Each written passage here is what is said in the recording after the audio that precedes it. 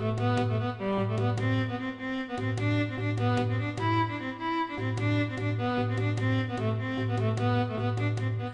welcome back to another video. Yes, another Dragonlord, but this time Mirror match. excellent. Yes. So- Excellent stuff. Yeah. Oh, there she is. So we're seeing the one that now we can actually use the word without accusing anybody of anything. The one that cheats dragons into play Yes. versus what we saw 2 videos ago. Adtonitum. Apparently, according to one commenter, Ed Beard apparently pronounces it add an item, Yeah. like as in like add an item. Yeah. But whatever. I mean, pronounce it however you want. Adtonitum sounds aggressive. So we have Okay, so yeah, the first one is I think, again, this one, I don't know how to pronounce it. I think we say the A is silent, so Caelestis, perhaps? Caelestis, I think is probably Yeah. the right pronunciation. It sounds nice. So, okay, basically, yeah, so this is a Caelestis deck.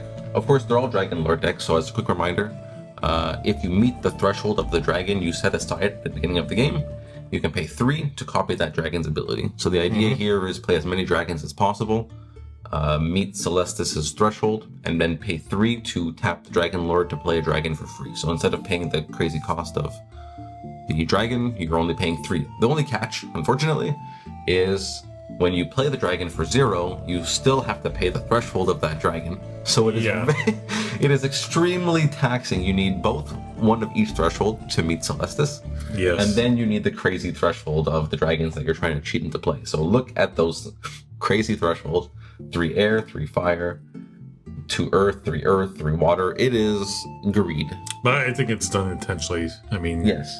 But you Obviously. play, you play every greedy site, so you're always playing duels or cards that filter, so you're cheating. Now, of course, you're susceptible to all kinds of, like, earthquakes and Atlantean fates, but you gotta do what you gotta do. And there's also the new Dragonlord's Lair, which helps a lot with your threshold. yes. Right. This card is just the art itself is like great. So if you have this at the starting point where your Dragonlord is, then you only need to satisfy Caelestis' Yeah. Caelestis' threshold. However you pronounce that. Anyways, other than that, yeah, basically, right, it's just like I figured because we have to be so crazy with our threshold that I should make it kind of more slowish control-y deck, which is why you have like Grandmaster Wizards for the extra card draw. I still can bring back those dragons to your hand, and you can recast them for 0. Frontier Settlers. Your favorite. Yeah, Frontiers, yeah, your favorite. Oh, I mean, like, I'm surprised you only played 2, not 3. Yeah. I'm surprised that's the I think I just didn't know what else to cut to, because I wanted to put cards like Fire Breathing and Incinerate, right, which have dragon synergy.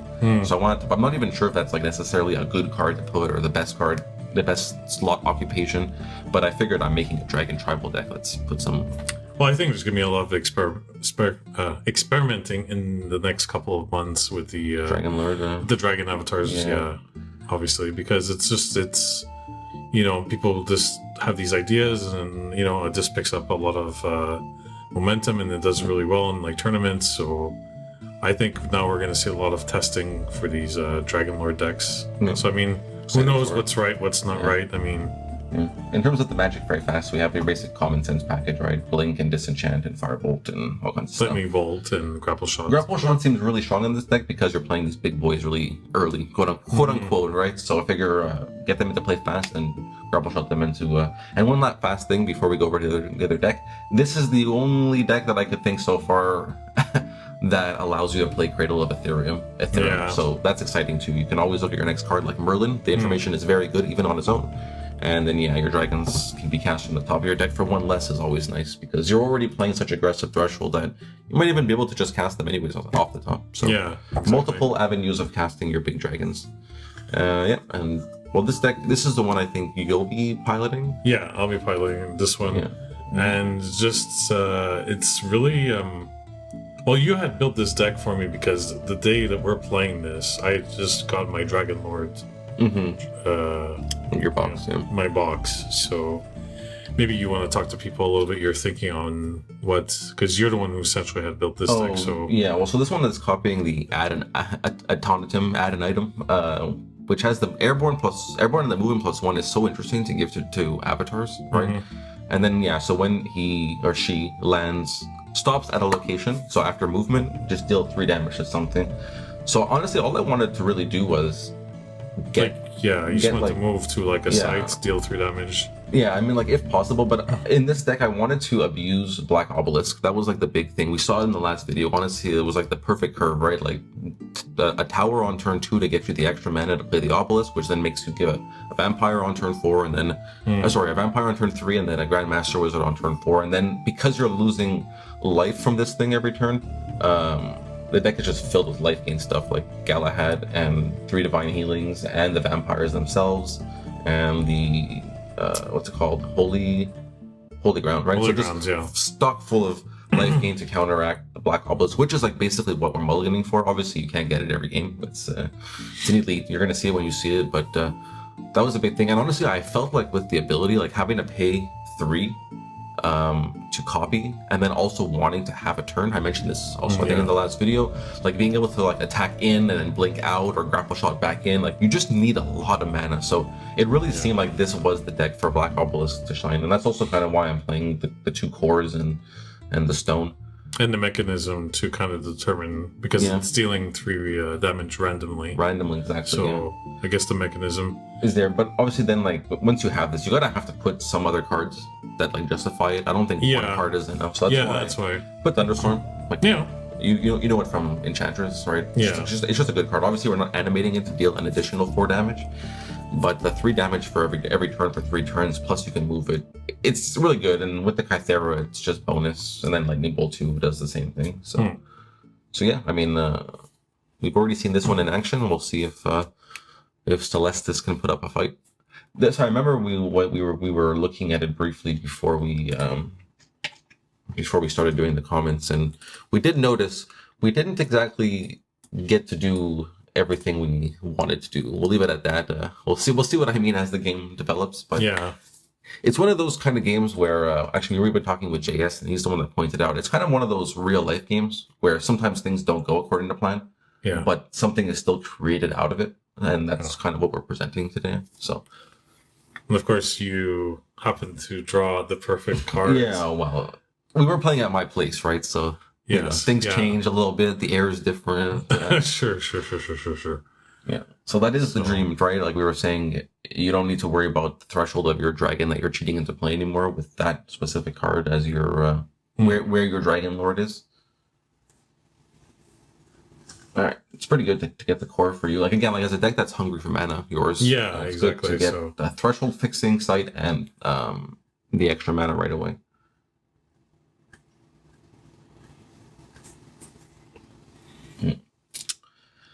Yeah, so I'm not sure if you get, or still, I should say, if, if you're copying Adtonitum, do you want to come in as fast as possible and attack right away and deal your 3 damage, so you're dealing 4 every turn? Like, is it worth being vulnerable because of the fact that you can get out with the movement +1? Or should we, in fact, play how I built it, where it's a bit slower, build your mana, build your sites? I guess depending what you're playing against. Yeah. Oh, yeah. You think it's more? Because so far it hasn't felt like I need to care too much about what my opponent's doing, but more like focus on the game plan that I chose when I built the deck. Because you could deal like the 4 damage, but if your opponent next turn is dealing like 6 to you, 6 or 8 to you, depending on what they're having, especially if you're playing against a deck that has a lot of charge minions. So you're like, oh, okay, whatever, and then like your deck is mana hungry. Yeah. So you're maybe sometimes you're not getting any ramps, so you're just like turn 6, turn 7. So they're having 6 or 7 sites. If they start having charge minions, they could play 2 a turn, maybe sometimes 3 a turn if they have like a tower. So yes, you're doing 4, but then you're going to start taking in a lot as well. Yeah. So I think it really depends. I could be wrong, but that's my personal thinking that. I mean, or you just go in and you just smash face and then because I mean, you just. Like, if I were to play a site on 8, 1, 2... Well, no, see, like... Well, yeah, because you can come in with your... Because now you already have the 3 air, right? With the So you can even move the Cloud City to 14 if you wanted to. And then... And you have the 3 air to copy Adtonitum. So in theory, if you wanted to, you could activate and fly into site 3 after moving Cloud City. Oh, not anymore. Okay, so I must have... Maybe I was afraid of that. And I prevented it from happening by putting Camelot on 7, right? Because now there's no space. But suppose I put Camelot on 8. Yeah, had you put Camelot on 8, I I wonder if you think... just come in for 4 and then attack because like also if I put Camelot on 8, your soldier could attack that too, so it's like Yeah. 5 damage you could deal me next turn.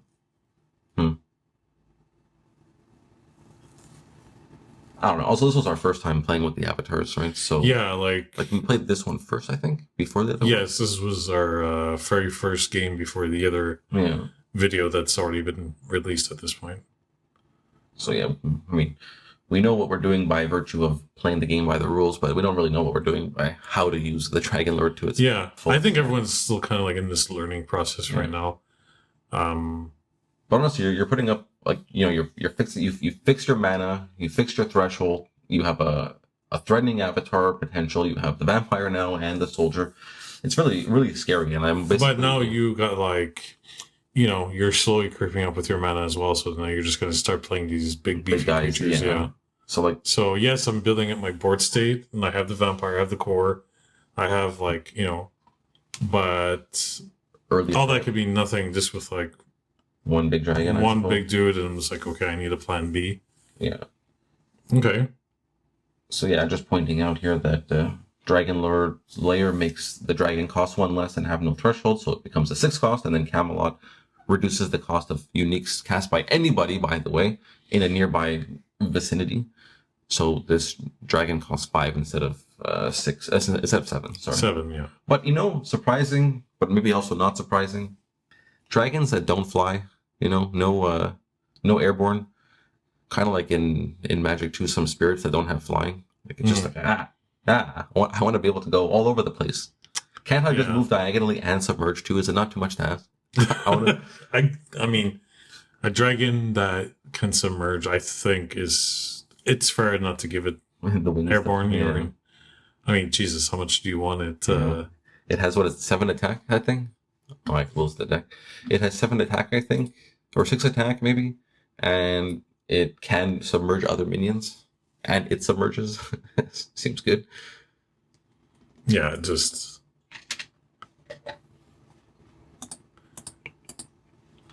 I'm curious to see like how people are going to start building decks, but maybe not using the Dragonlord as the avatar, but like the cards.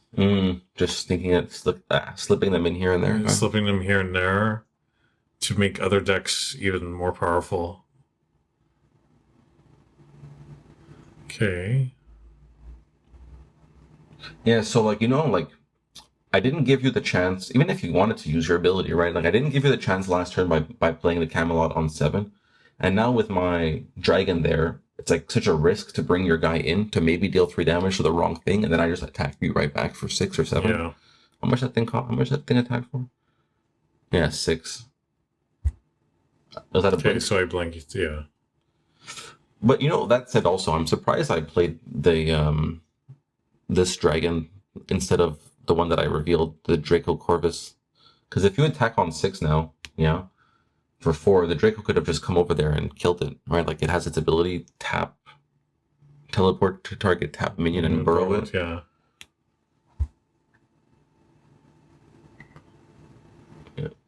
Make him away. I wonder actually if that was right. I wonder why I would move instead of just stay. Unless I'm just going to keep playing dragon after dragon. Which is funny, right? Because I hard cast that thing. Even I'm not using the ability of the dragon. A Dragonlord, right? Yeah. And I think I have air. I have the threshold for the Caelestis. I don't have it. Oh no, I do because of the stupid Dragon's Lair. So yeah. Dragon's Lair, yes. So I wonder then why I didn't. Maybe I had nothing else in my hand at the turn, and I just figured I might as well just play it for all its mana since I'm not doing anything else anyway. It's the same thing. Yeah, quite possibly. Yeah. I do really like the Shrine of the Dragonlord. That card is... I think we're going to see that in a lot of decks, even without dragons. The fact that it gives you your threshold fix and extra mana.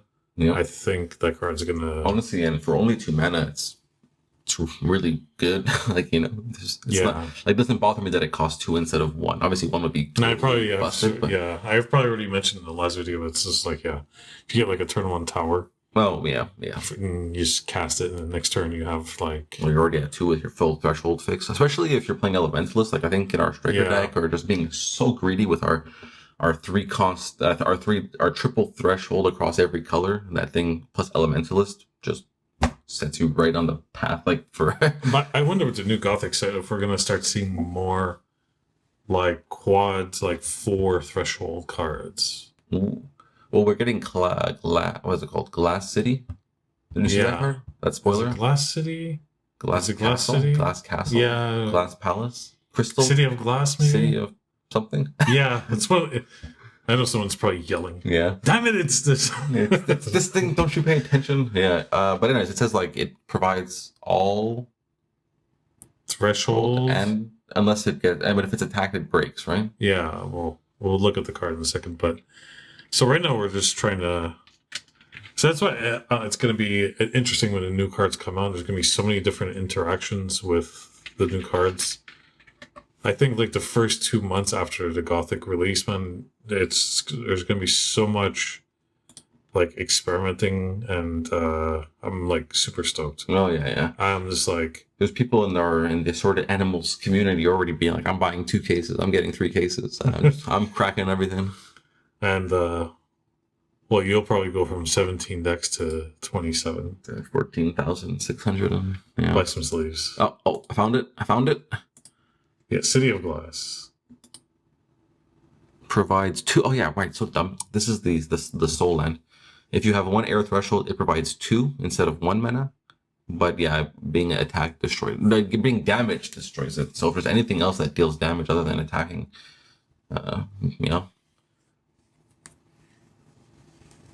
Yeah, that Draco Corvus having stealth seems also really strong. Just being able to either attack for free one time or get a free use of its ability. Okay. So I'm feeling okay right now. I got the cores. Yeah. I mean, presumably the vampire is going to die, but at least like I'm not attacking you. I'm removing the stealth from my dragon. You got 8 damage off of it. You just drew 3 cards. I mean, feels nice, right? Yeah, I'm feeling okay right now. I'm pretty far away from attacking with my water dragon. I guess I moved it to where I moved it so that I could have it over water in case you try to do anything. It's on water and it has submerged itself.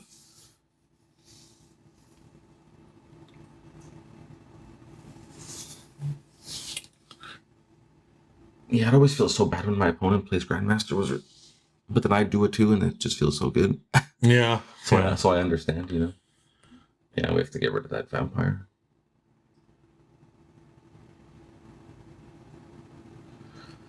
This is a nice little double purpose move, I think, for me, because now I'm also close enough to attack on 12. Should I choose next turn? I mean, you could block obviously, but at least I brought myself into the action.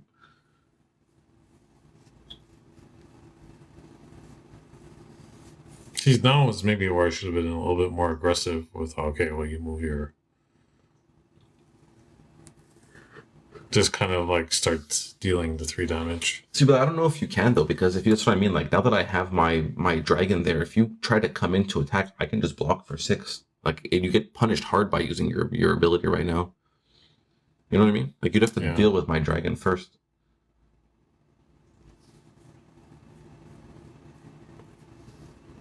No, yeah. You were so inspiring on your previous turn that I just had to do the same thing. Sure. Yeah. What is that thing about flattery and imitation? Imitation. Is this most sincere form of flattery or something? Yeah.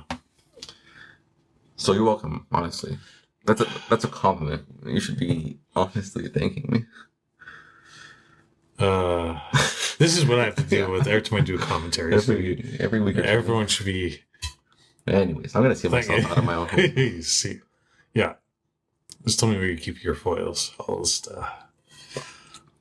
make a couple of decks for myself. Thank you. I wish I had owned 1 foil card. Yeah. Well, you seem to have gotten a lot of praise for that pick of your foiled out witch deck. I think at a real tournament though, you cannot play with them face backwards, right? Like you have to show. I'm pretty sure we're not gonna. Like seriously, I think. I don't know. I haven't really read the tournament rules yet. I mean, I've just been reading a little bit on the Cornerstone because we're going to be hosting it there. Right. Yeah. But like the Gen Con and all that stuff, I'm sure there's maybe a Cornerstone is a community, like official tournament, but a community tournament in the sense where if the TO is okay with it and everybody playing is actually just okay with it, then it's fine. Yeah. But as long as there's one person who isn't, which is totally reasonable and doesn't make them the party pooper, like absolutely you should show the cards. Like there's text and threshold written on them is so important to the game's game state. So I totally understand if even one person says no. But yeah, I mean, maybe it's up to the. Okay, so yeah, so I think I'm like seeing what I was like. Okay, if I move it there and I deal, and you're like no, because then I'll just do that. And so this like understanding the avatar is just like. Yeah. See, but like even if you getting our first game in, just. But I feel even if you came in and didn't attack, so I couldn't block or whatever with the water dragon, still you'd be killing like the wizard maybe. Yeah. Or maybe dealing 3 damage to me, and then again same concept. I just come in for 6 the following turn. Okay, so I play Earthquake. I get rid of 1. So yeah. like. Oh, and now we can move around our sites, right? Yeah, I'm like, we're discussing, I think, at this point, like, what's the best option? If I move him there... My color out of space can get wrecked if you do the right thing with it, right? Yeah, that's the thing we're talking about. Like, okay, what's the best option? We're going to move stuff around.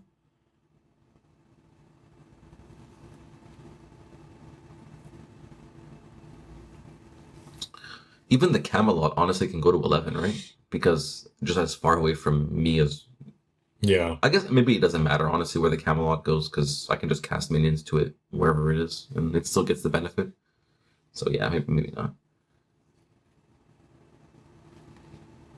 Yeah, but yeah, okay, so nice. So then you move the Cloud City and you destroy my... Well, I mean, I remove your threshold and mana. You know is what? it just the mana or threshold as well? Everything. Everything, eh? Yeah. One thing that needs to be spoken about, and probably by somebody, if it hasn't already been, but the card swap that's coming out, people are getting copies of randomly at... yeah. That card is going to entirely warp this game. Like, clip me, it's fine. Like, this card is going to change everything. Swap is insane. If you're a water deck, you're playing 3 almost 100% of the time.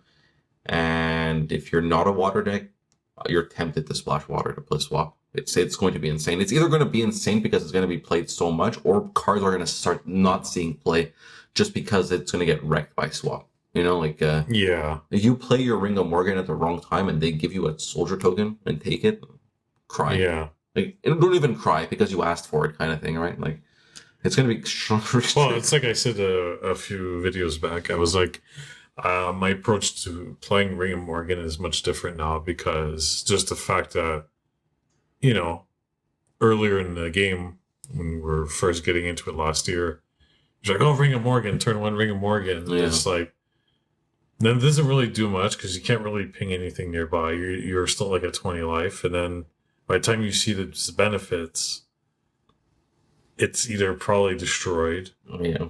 You know, it's in the graveyard at that point, so or your opponent has found some way to like take it from you. Yeah, I don't say it's playing a card and doesn't replace itself, and if it's not getting any value for 4 or 5 turns, then and their opponent is being very aggressive. Like, I've played games where I've got 6 or 8 damage on board and they have their ring on turn 1, but it's like, yeah, you can gain 2 life by pinging me.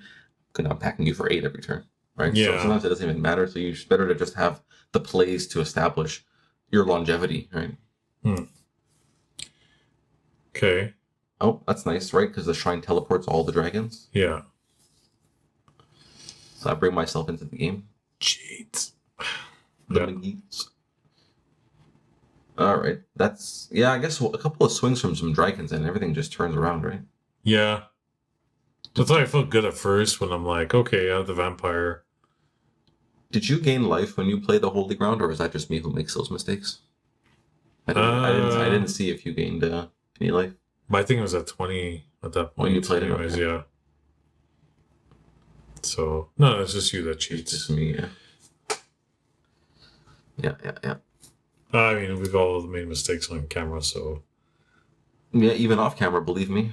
Yeah, I could vouch for that. Yeah, it's rough. I mean, you just get so I think we just get so hyper fixated on like certain things. We're like, okay, I'm gonna do this and that, and then you don't realize that it doesn't work out that way because of whatever reason.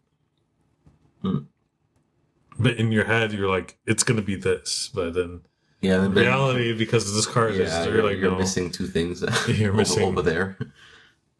Well, I mean, honestly, I don't know how much longer we can use the excuse for ourselves, but in general, when you come from your whole life of playing card games where it's my card versus your card, and you enter into this world where now there's a whole grid and there's sites as well that have implications towards everything that's happening. It's okay, but to go on to like, making the occasional mistake on camera and so on.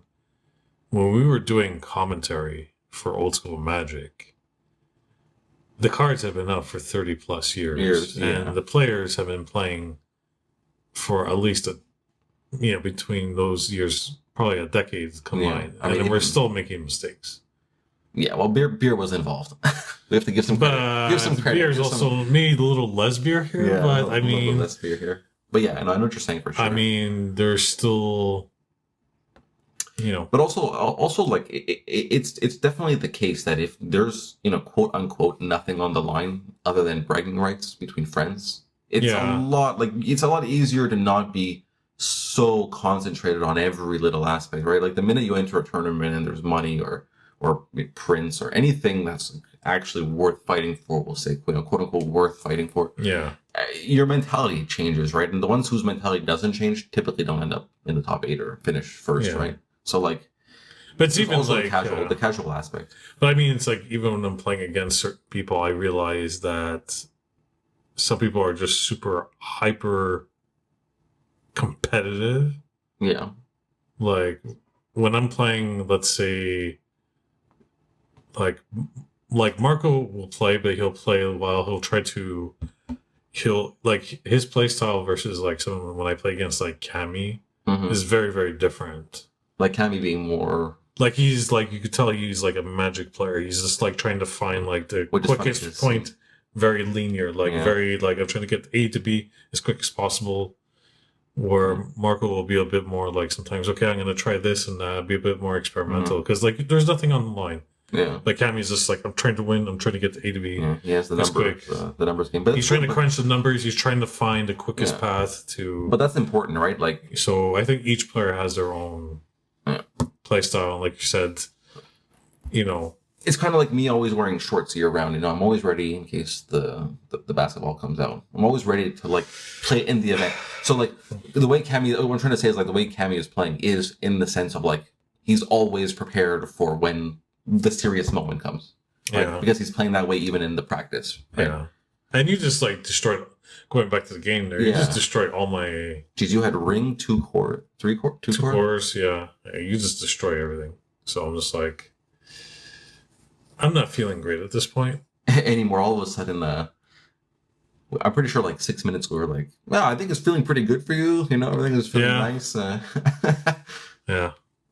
I mean, obviously, if winning and losing matters, that's not a nice thing to experience. But in the sense of like back and forth games, those are the best ones I find, where it's like you have the advantage, then I have the advantage, then you claw back and you either take the advantage or you're fighting for it now. But as long as it swings back and forth at least one time, I think that's what creates at least like when you're like the people playing, right? Those are like the best games. For watching, sometimes it's just fun to watch someone get steamrolled,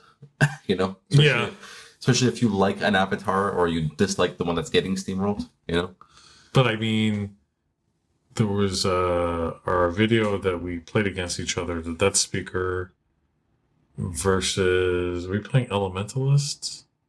There was a lot of back and forth. One of our videos is like 3 or 4 videos. No, your Templar. One that came out like 2 weeks ago, 3 weeks ago. Yeah, Templar. That game was good. There was a lot of back and forth. Yeah, throughout the whole thing. Yeah. And it was like an hour long. And so, I was up, then you're up, and I'm up, and you're up. And it's like, so there's always going to be like those kind of games where. Don't forget the, now I'm swearing about the ring, now you're swearing about the ring. And there's like games where you like turn 4, you just like steamroll me, and then it's like, other games where I'm like, we actually have it documented of you doing that to me, right? Remember we had that bonus video at the end of one of our games? yeah, It was just like, what happened? Like, what happened? yeah. I think it's our, I think it's a Pathfinder video, but then like you were playing Sorcerer, I was playing Templar, but I think it's at the end of a Pathfinder video. Or an Elementalist. I think you were playing Elementalists on the bonus video. No, I think Regardless of the... I have the memory in my head because of how bad the abuse was from you. So like I know I switched to Pathfinder after. Okay, Bedrock. Honestly, I want to play Bedrock more and use and like find a way to use it. You know what I mean? Like I don't know, like I'm not really sure how, but actually we just made a deck recently. Yeah. What is the purpose? Hold on, give me a second. I'm gonna practice silence for once. Okay.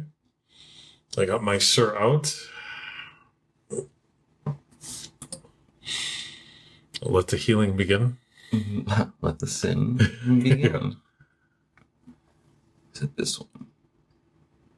Yeah. Okay, I knew it was this one. Why?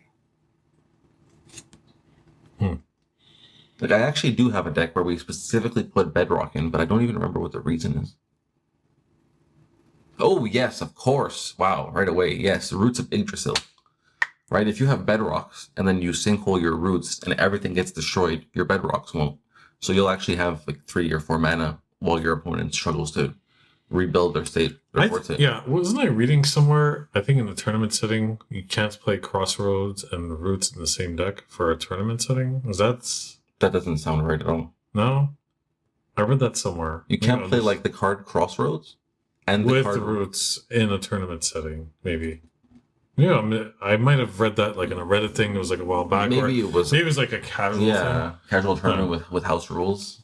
Like but that also sounds like a 40-20 problem, right? Yeah. Like when there was 20 sites, like you're finding the roots every game. You know what we need? We need like if you ever listen to the Joe Rogan podcast, he has the guy Jamie. Yeah. Jamie, look it up. Yeah, can you go look it up, please? We need a Jamie. So if anyone wants to Jamie wants to be a Jamie for us, let us know. Okay, that Galahad is still there, and I'm trying to figure out how to not just let you gain 9 life over 3 turns. So that's 6. That 6 power, 6 health is really, really hard to deal with, right? Like I need to have exactly Bury or Cave In, like that kind of card, right? Cave In, Bury, Earthquake, but it's like one type of removal that works. Yeah, one type. Okay, we're finally using the ability. And what's that? Ancient Dragon. I think that says you can tap it to deal 4 damage to. Oh, okay. Well, grapple shot is good. So that's it. Ancient Dragon attacks for 6. It's cost 7, has 3 fire threshold, attacks for 6, and it has airborne, and you can tap it, and it deals 4 damage to a unit at a nearby site. Can you cast it though? Well, yeah. You cast the dragon. No, I played it for free because of the. I paid 3 to copy the Caelestis. I put the Caelestis to the camera. Okay. So, Ancient Dragon costs 3, and then grapple shot. I have like 6 or 7 mana. 1, 2, 3, 4, 5, 6. I have 8 mana. But you just played the dragon this turn. No, the dragon I played. It cost 3. I played the dragon for free with the Dragonlord ability. So it costs 3. Oh, okay. I copied Caelestis and then tapped the Dragonlord to play Ancient Dragon for free. It's dirty. Yeah. It's dirty, dirty, dirty. So, and then nearby location. Let me go down to Caelestis for a second. You had a good answer there. Nice berry for the... The next dragon you cast is cost 0 this turn. Yeah. That's brutal. Yeah. So I think, if I'm not mistaken, avatars cannot go into the void. Is that true? No, they cannot. So even if it gains Void Walk, it still can't go in there? I guess the idea being that if it should lose the Void Walk, it would fall into a bottomless pit. But that can't happen with avatars, so to avoid that mess, they can't go into the void. Yeah. I think like this is the first point in the game where you were, or like last turn, where it would have made sense to come in and attack me for 4, put me to 8. You know, Yeah. I think you played a site here instead. So maybe this is like the one and only turn so far. Yeah, I'm feeling a little discouraged at this point because I'm like, okay, I need. But I think you also had a small confusion, if I'm not mistaken. I think you were under the impression that you had to pay 3 every, like you had to use it. Like if you wanted to, you know, like imagine if you wanted to come in to 3 to deal 4 damage and then like blink out and deal 3 more damage to the next thing. Yeah. I think there was a misunderstanding that you had to like pay 3 for each time. Yeah. My initial understanding is that every time that you do it, you have to pay 3 each time. Okay. And I think it was only after the game you were like, oh no, it's 3 for the turn. The turn, yeah. And then I was like, well, all right. Okay, this is a good dragon to get into play. It's airborne also. You know, I love me an airborne dragon. Mm-hmm. At the end of the turn, you can banish 3 dead minions in your graveyard and to get one back. Back in your hand, though. Yeah. Unfortunately, it doesn't go into play. Jesus. Being a little greedy there, Mark. Yeah, I want it all. I want it all. I guess our camera cuts off the thing. I think I took a Grandmaster Wizard. I should show it on the camera. I guess if I don't, I do recall it being the Grandmaster Wizard. You just picked it out. Oh, really? As soon as I turned my head, I showed it? Yeah.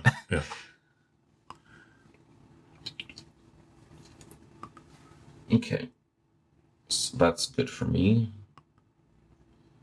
See, but now again, right? Had you last turn decided to come in and deal 4 damage, now your avatar would be right there. So I play my free dragon and I start attacking you for 5 or 6. Like, seems rough. Well, it's because even though if I come in, it's to a random unit. Yeah. Oh. Yeah, double stack them, right? Yeah, double stack. Yeah. It feels bad though if the damage gets split. Like 6 on me or 6 on the dragon are both good. Yeah. 3 on both. I think that's, if I'm not mistaken, I think that's what does happen. 3 each. Yeah. I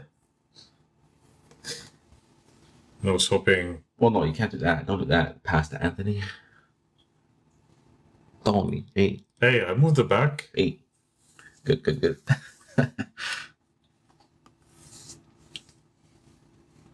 Take it easy, kid. So I take 3. And I take 3.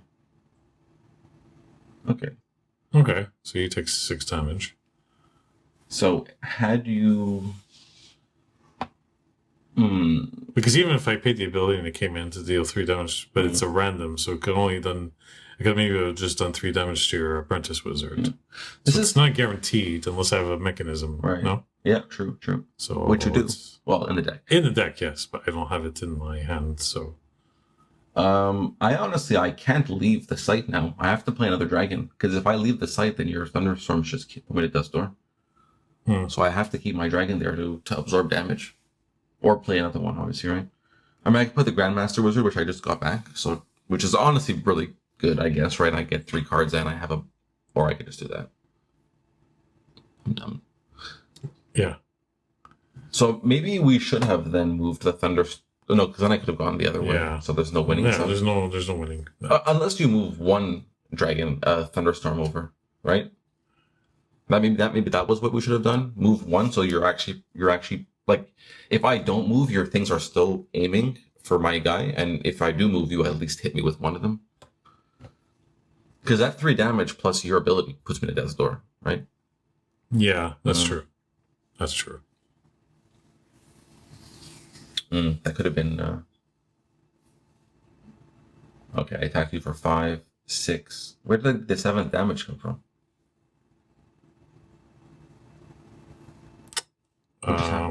What just happened? Oh, did I firebolt you maybe? Yeah. Let's say you played the... Or lightning bolt. It was yeah. lightning bolt. Okay. Yeah, so this might be the... Oh no, you can't even... There's nowhere where you can really even fly away to. No. Oh wow, geez, yeah. Your thunderstorms are actually threatening you if you move to 3, and my dragons are just well placed, I guess. Fuck. Well, you can go to 18. You can go to you can move to 18. Yeah. Oh, there you go. Did you see that? You just pointed to 18. Even though I'm like, ugh, it feels really, really bad. Those thunderstorms almost turn things around, though. Honestly, like that's you almost clawing back. Yeah, I think at this point I'm just trying to move away from you.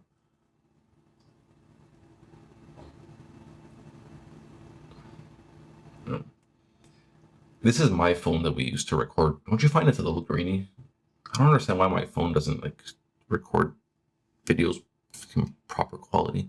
I'd actually, but it's maybe it's an older one. It's like from 3 or 4 years ago. So maybe that's why.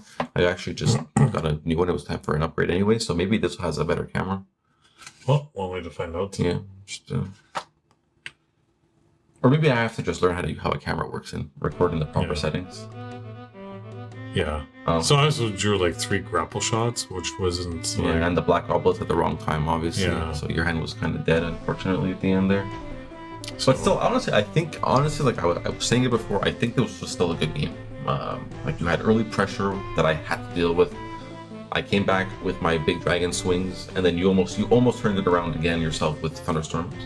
I don't know. I think it was a good I mean, we're learning about more me than you, because you were already like. But also, I built the deck, right? So it's a lot harder to play a deck that you just like. Hey, you showed up to my place, and I put a deck in your hand, and you gotta like figure it out and play it. Versus, at least even if it's my first time, I know I put these cards for these reasons, and I can like, so at least try a plan. I think you give me like a rundown, like a minute of it's wanting to do this, that, and I'm like, okay, let's try it out and see what happens. But still, it was first thing in the morning or whatever this and but again, new avatar, new deck, new game style, new way to play. Even me playing the same Dragonlord avatar, the game plan is totally different just by virtue of the dragon that I set aside, right? So like, it was all new for everybody, and hopefully it's still new for you guys watching. It's been out for about a month now, I think. Yeah, a little over a month. I think on Curiosa it actually says a month ago. Wow. Yeah. Dragonlord out now. It's been out a little over a month, and I think we're going to see a lot more interesting decks. And yeah, for sure. Well, what was Golden Eagle? That's the channel, Golden Eagle. Yeah, he just had a video, Dragonlord, I think, copying the Ignis Rex. It's interesting, and they were curious about the add an item, Adtonitum. Yeah. See you next time. All right, that's it.